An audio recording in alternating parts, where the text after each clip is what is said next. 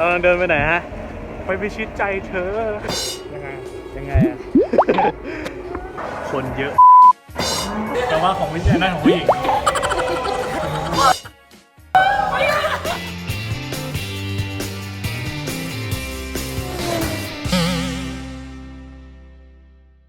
สบายดีทุกคนสวัสดีค่ะวันนี้เราซิมาถ่ายบล็อกตามซีคลิปเลยซื้อว่าบอกวันเดนชิงดาววันนี้เราจะไปไหนมาบอกกวางชางไปบูดแล้วก็ไปจ้านเฉียวใช่ตอนนี้ก็รออยู่คนเดียวนะไม่ลงมาสักทีคุณชายประจำหอรอนานแล้วรอกี่ชั่วโมงแล้วฮะประมาณชั่วโมงนึงที่จริงคือประมาณ10 นาทีนะจ๊ะรีบลงมาเพื่อน รีบลงมา 2,000 years later คุณชายเรามาแล้วมากันครบแล้วมาแล้วเสือกทำให้เรารออีกนะฮะชินอีกเสียเวลาเชฟเลททุกวันเลททุกเวลา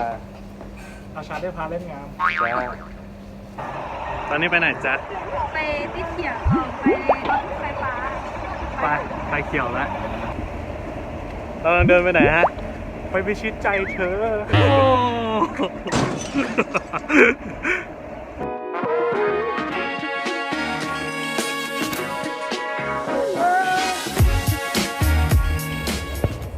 ปอมหาย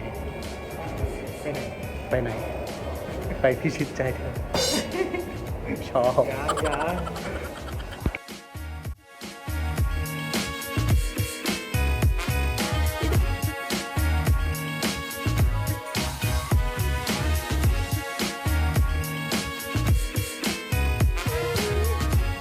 ตอนนี้เราก็ขึ้นมาอยู่ที่เถียงกันเป็นที่เรียบร้อยนะคุณเพื่อนๆฮะพวกคุณคิดว่าที่เถียงของชิงเต่ามันแตกต่างจากที่อื่นยังไงคนน้อยคนน้อย海油路站就要到了，请到海油ไม่ต้องเบียดนะเหมือนที่อื่นคนเยอะมากเลยมีพื้นที่ให้หายใจ从列车运行方เรา向ไปอยู่อากาศชั้นล่างคนพูดง่ายคือเบียด和空隙。五四广场站就要到了，可返乘地铁3号线。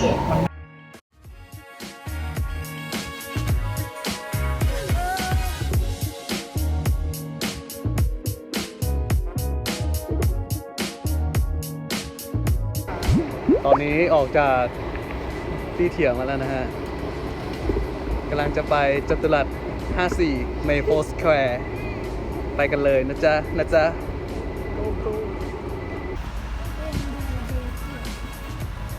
โอเคอันนี้คือชื่อเจิ้งฝัว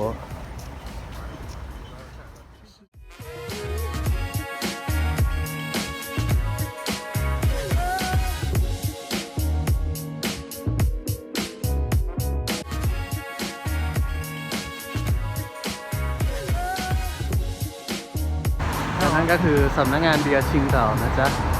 เป็นเบียร์ที่ดังๆเด้อเบียร์นักตับโลก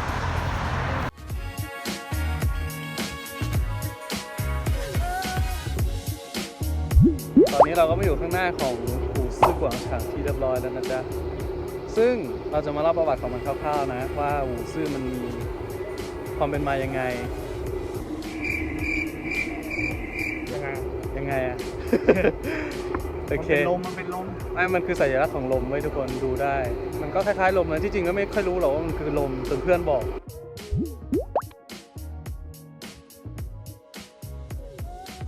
แล้วก็หูซื่อก็คือวันที่4 เดือน 5คือวันที่ชิงเต่าเนี่ยได้รับเอกราชจากยาดีจากเยอรมันใช่นั่นแหละ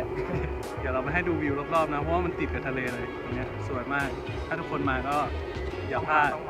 ที่นี่คือที่ถ่ายรูปที่สวยมากแต่วันนี้เสียดายที่ฝนมันตกอากาศมันไม่ค่อยดีเท่าไหร่หมอกเยอะไปหน่อยเดี๋ยวให้ดูรอบๆนะจ๊ะ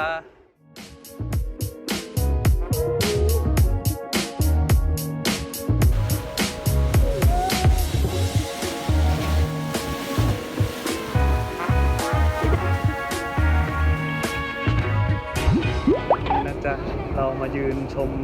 วิวทะเลกันอยู่ อยู่ที่ไหนครับป้าครับเราอยู่ที่ซิดนีย์ใช่ซิดนีย์เมืองจีน นั่นคือมัน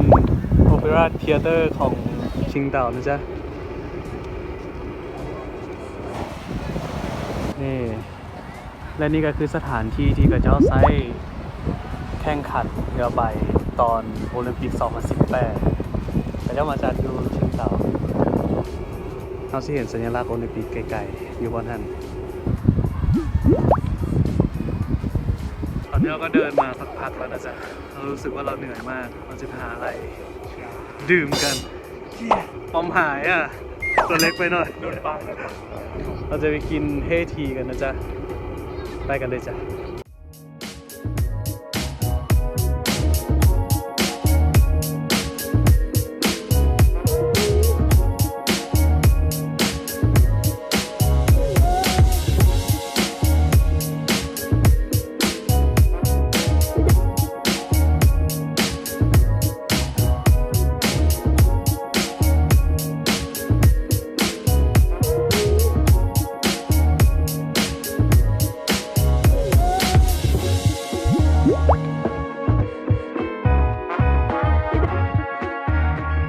ตอนนี้เราก็มาถึงร้านชาแล้วนะฮะ แต่ OMG มาก คือคนเยอะ นี่นะจ๊ะ ต่อคิวกันวนไปจ้า นี่นะฮะ คือบัตรคิวของเรา 70523 แต่ดูตรงนั้น 70504 อีกนานมากกว่าจะถึงเรา 3 days later. ตอนนี้เราก็ซื้อเป็นที่เรียบร้อยนะฮะ แล้วก็พักผ่อนอย่างเต็มอิ่มในการรอนานมากต่อคิวนานมากทุกคนจะเห็นข้างหลังใช่ปะคือนั่นคือคิวที่คนอื่นต่อ โอ้ขนาดนั้นเลยเหรอป้อง จ้ะ เยอะมากเยอะมาก คุณดู OMG มากไปเดี๋ยวไปอีกที่หนึ่งกันเลย ไปกัน ไปเด็กน้อย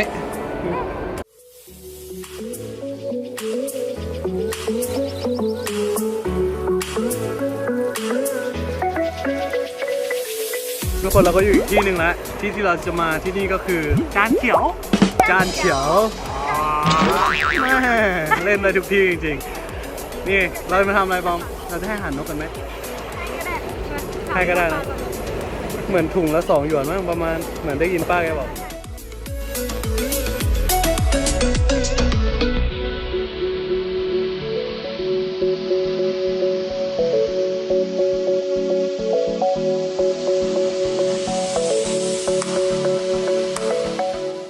ทุกคนหลังจากที่เราคุยตกลงกันเรียบร้อยแล้ว เราก็ตัดสินใจว่าเราจะไปโบสถ์กัน ซึ่งโบสถ์ที่นี่ก็สวยแหละจะพาทุกคนไปดูเนาะโอเคงั้นเราไปกันเลย1 2 3ไปนี่แล้วเราก็มาถึงตรงนี้กันแล้วนะฮะโบสถ์นะจ๊ะเดี๋ยวเราจะพาทุกคนไปดูกันมันสวยมากจริงเว้ย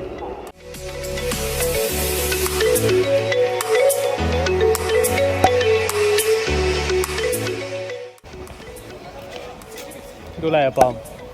ดูเขาแต่งงาน อยากแต่งบ้างเหรอ อยากถ่ายบ้างไหม รอก่อนนะ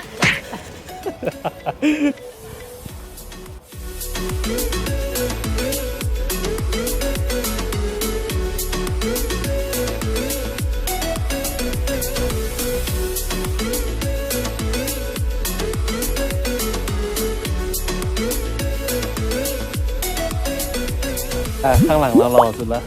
ตอนนี้เราก็เดินกันพอประมาณแล้วนะทุกคน เดี๋ยวเรามีนัดกับเพื่อน จะไปกินข้าวแถวมอกัน เดี๋ยวเราจะไปกินอะไรจะปอม ปิ้งย่างเกาหลี ทานกัวขาวโรสจ้ะถ้างั้นเราไปกันเลยเดี๋ยวเพื่อนรอนาน จะไปกันละ ไปเจอกันที่ร้านอาหารเลยแล้วกัน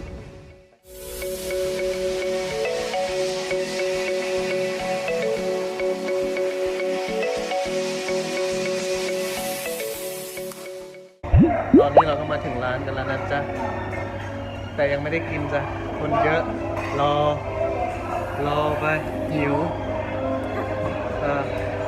คือร้านนี้ดีอยู่อย่างหนึ่งนะฮะ เพราะว่าเจ้าของร้านน่าจะเป็นคนเกาหลี ใช่แล้วพนักงานในร้านก็เป็นเกาหลี ส่วนมากตอนคนจีนก็มีอร่อยด้วยบอกเลย อยากให้มาลองกินกันนะจ๊ะ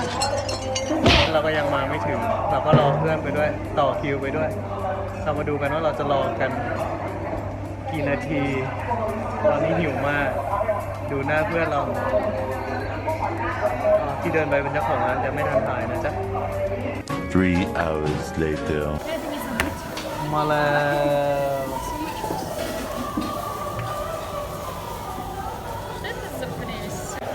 หิวไหมนี่มันสึกละคุณหิวไหม ไม่ไหวแล้ว เป็นไง ได้อยู่ สายตาทุกคนจับจ้องไปที่เนื้อ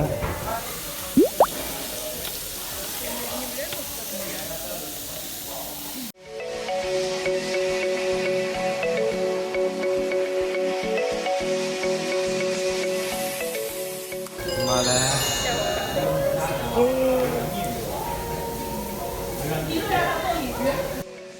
อิ่มมากเดี๋ยวเราจะมาให้ดูเบื้องหลังของ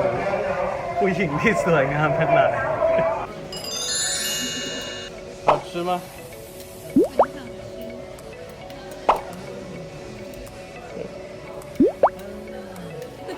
感觉到幸福了吧？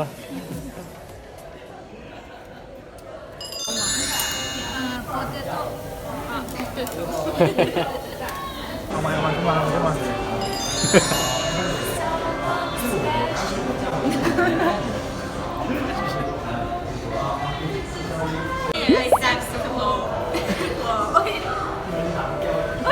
สุดหล่อพิสตาโต้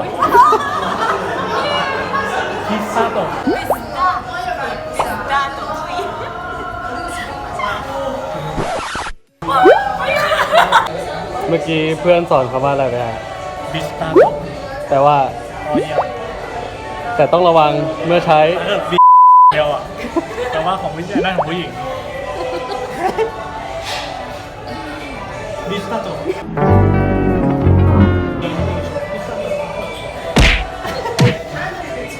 วันนี้ก็สิ้นสุดวันหนึ่งของเรานะฮะในชิงเต่าวันเดนชิงเต่าของเรา จบกันด้วยมื้อที่แบบมีความสุขมากเนื้อย่างอร่อยมากจริงๆ เดี๋ยวไว้มาเจอกันคลิปหน้านะฮะ บ๊ายบาย บ๊ายบาย